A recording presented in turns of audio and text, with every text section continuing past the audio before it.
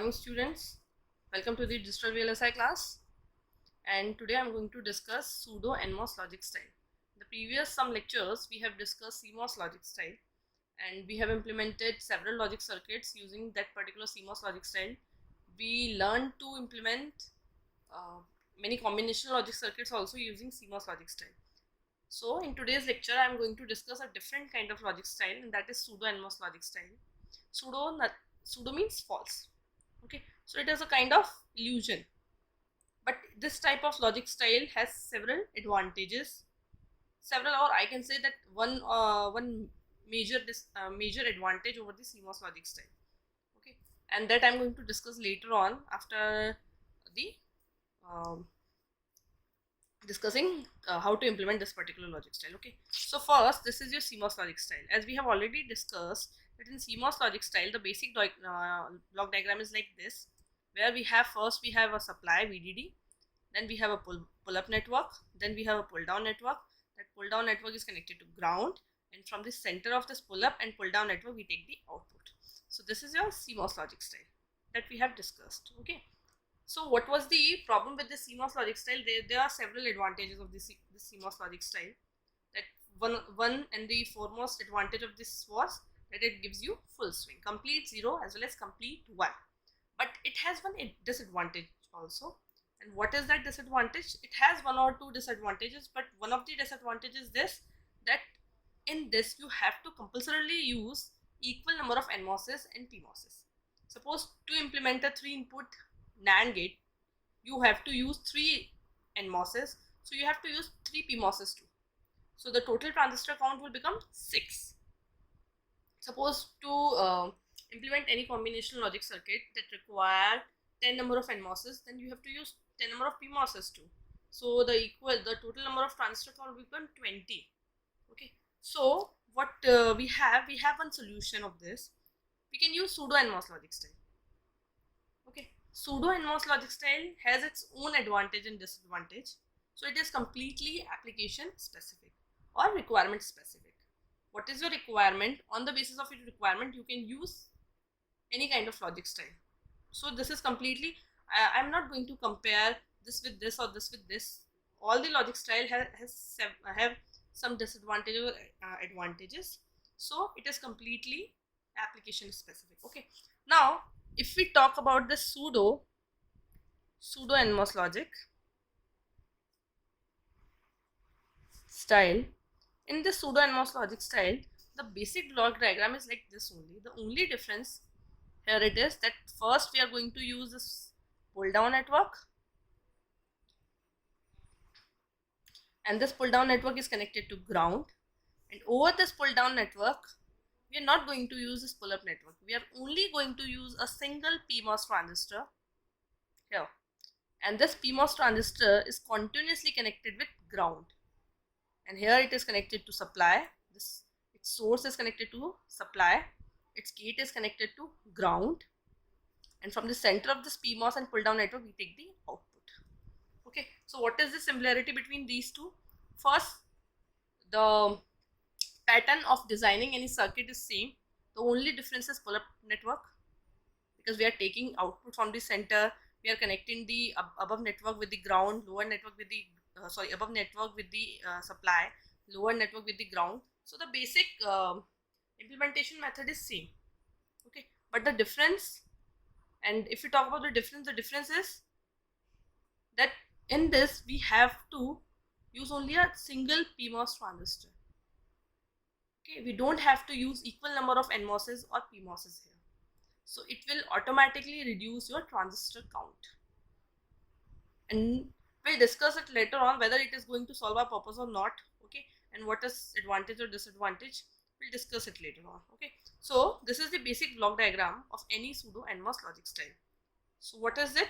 That here, instead of using a complete pull-up network, we are going to use a PMOS, and the gate terminal of that particular PMOS is continuously connected with ground, source is connected to supply, and output is from the center of this and this network. Okay, and similarly, like if we talk about the CMOS, the output is inverted here, same as CMOS. Here also we get the inverted output. So suppose I'm going to implement a very simple, suppose I'm going to implement a NAND gate, 2 input NAND gate using both CMOS logic style as well as pseudo. So you can differentiate 2 input NAND gate. Okay, what is the truth table of 2 input NAND gate? Truth table is this. Suppose for 2 input NAND gate you have 2 inputs A and B and your output is Y, 0 0 0 1 1 0 1 1.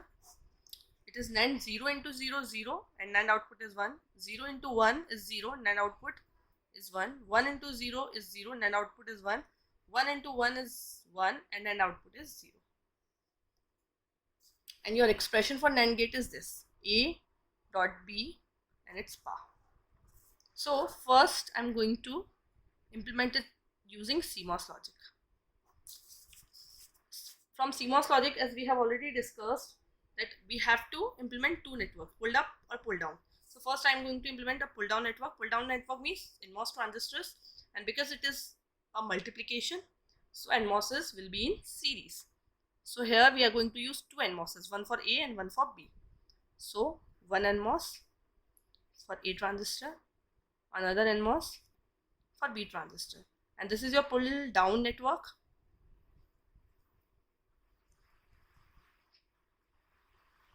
Pull down network is connected to ground. Okay, and here for pull up network we need to use, pull up network means PMOS transistors, and here if your NMOSs are in series, so PMOSs would be just exactly opposite. So your PMOSs would be in parallel like this, one for A and another parallel PMOS in B. So this is your PMOS combination, and your pull up network is connected to VDD supply. Okay, and from the center of this is your pull up network.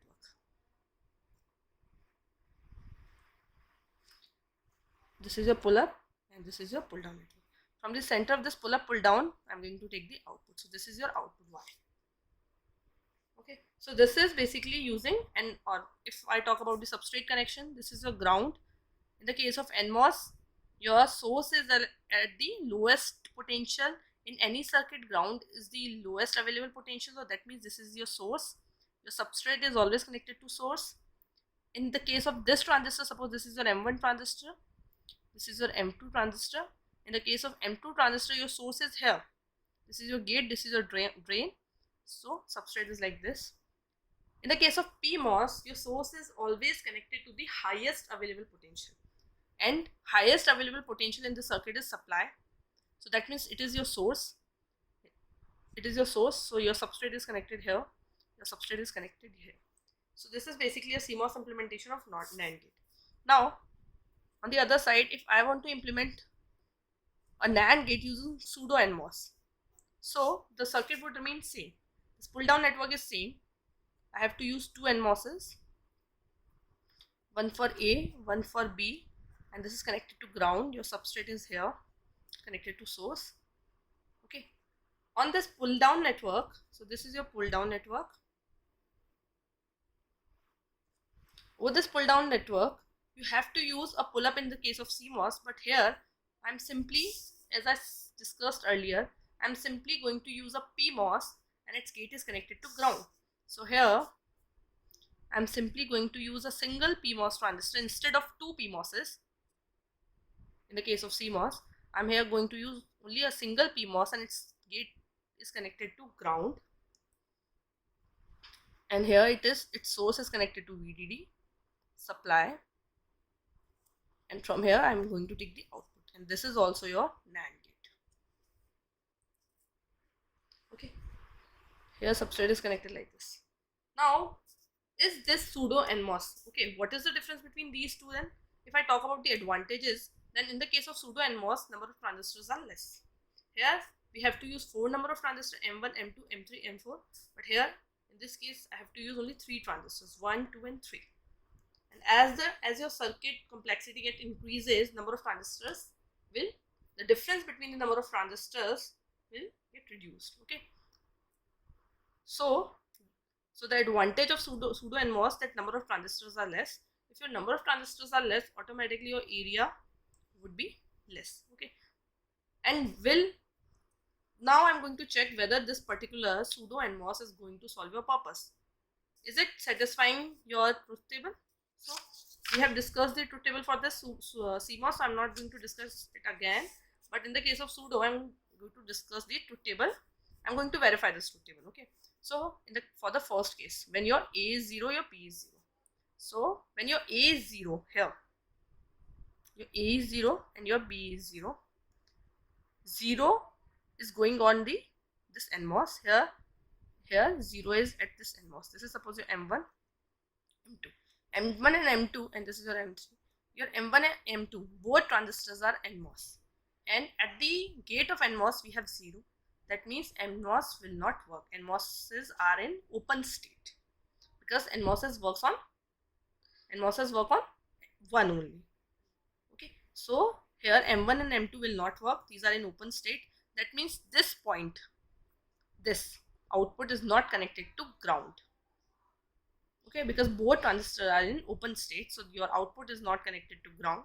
But here we have a PMOS M3 transistor, and in the case of PMOS, your gate is connected to ground. And when gate is connected to ground means this PMOS is continuously connected to 0. That means it is continuously on. It will never be in the off state. So it is an on transistor. So if it is an on transistor, so this is an on switch. If it is an on switch, then that means your output is connected to VDD. And if your output is connected to VDD at A0 and B0, that means your output is 1. So it is satisfying your first condition. Now, suppose last condition, when your A is 1 and your B is 1. If your A is 1 and your B is 1, that means both of your transistors will work because these two transistors are NMOS. NMOS works on 1, so both transistors will work. If these two transistors will work, that means these are in on state. So that means your output is connected to ground now. And if your output is connected to ground, your complete जो भी voltage output होगा, this complete voltage would be 0. So at 1 and 1, your output is 0. So that means this particular pseudo NMOS logic style is satisfying the truth table, and it also has less number of transistors, but it has a very big disadvantage. And what is that disadvantage? That it doesn't give the full swing. So if I discuss its advantage and disadvantages over the CMOS or otherwise, advantage, less number of transistors.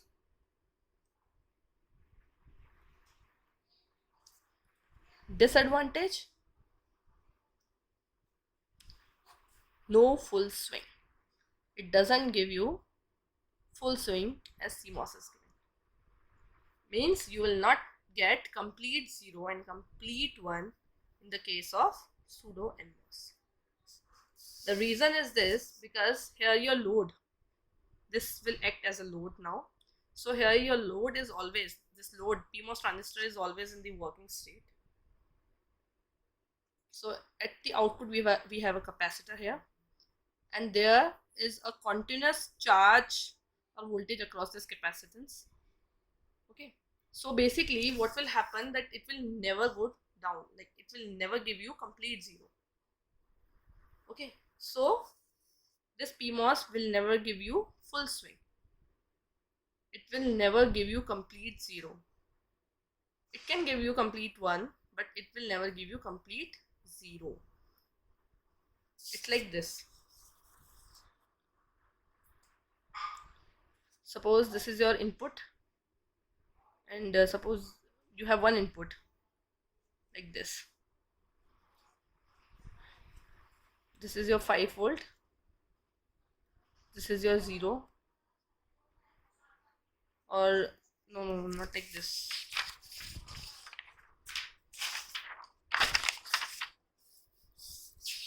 Suppose what is basically full swing, that suppose you have an input A like this, 1 0 1 0, okay, and this is your 5 volt, This is suppose your 0 volt. Okay, this 5 volt will act as a binary 1 and this will act as binary 0. Suppose I'm performing an inverter operation. So in the case of inverter operation, when input is 1, it would be 0. It is like this. When your input is 1, your output is 0. This is 1, this is 0, like this. Suppose I'm talking about an inverter. Okay, this is your input and this is your output. So this must be 0 volt and this must be 5 volt. Okay, but if a circuit doesn't give you full swing, that means this output will never be at 5 volt. It can be at 4.5, 4.6, 4.2. That means it must be lower than 5 volt if I'm talking about the high voltage, or if I talk about the low voltage, so it must be more than 0 volt. It will never go down to 0 or it will never go down to 5 volt. So that means this particular circuit whose output is like this, it doesn't give you full swing. Okay, and this pseudo NMOS will not give you full swing, but it has less number of transistors. Now suppose I'm going to take one more example of pseudo NMOS. Suppose I want to implement a combinational combinational logic circuit, and its expression is like this: y is equals to ABC plus DE. Suppose I want to implement this using pseudo NMOS logic style. Implement this using pseudo NMOS logic style. Okay, so what it would be like, key first I'm going to implement a pull down network. So in the case of pull down network, you have two terms here, one is ABC and one is DE. ABC and DE. So A is getting multiplied with B, C, and this complete term is getting added to DE. So first I'm going to implement ABC using pull down. Pull down means NMOSes, and because here we are doing a multiplication, so NMOSes would be in series. Okay, A, B, C. So I have to use three NMOSes first. A in series with B, in series with C. A in series with B, in series with C. So this is your basically ABC term. Okay, and now this ABC term is in parallel with DE. So your DE, and this is a pull down network, so it is basically connected to ground. Okay, now because this is ground, so this would be source, this would be source, substrate is connected to source. For this transistor, this is your source. For this transistor, this is your source. Substrate is connected to source. Here substrate is connected to source. So this is a pull down network.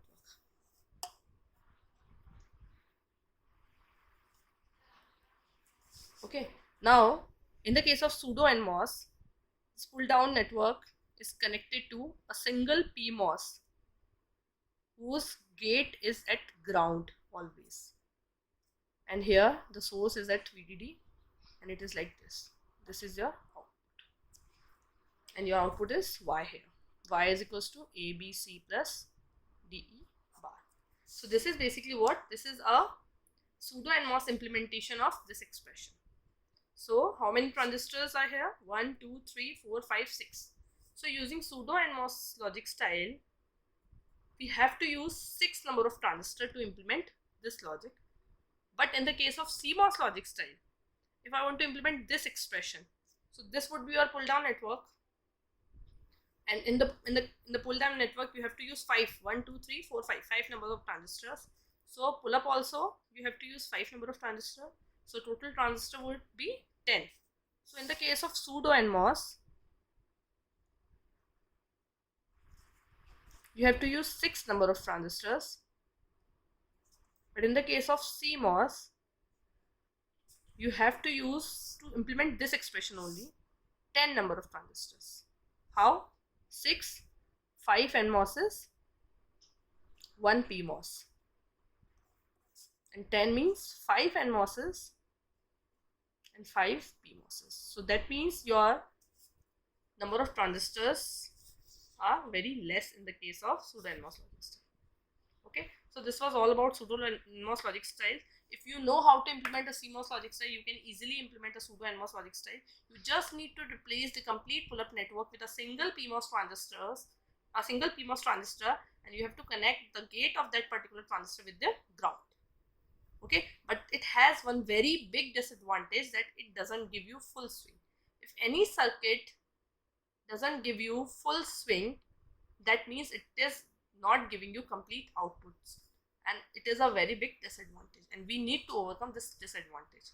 And in the next lecture we are going to discuss how to overcome this disadvantage.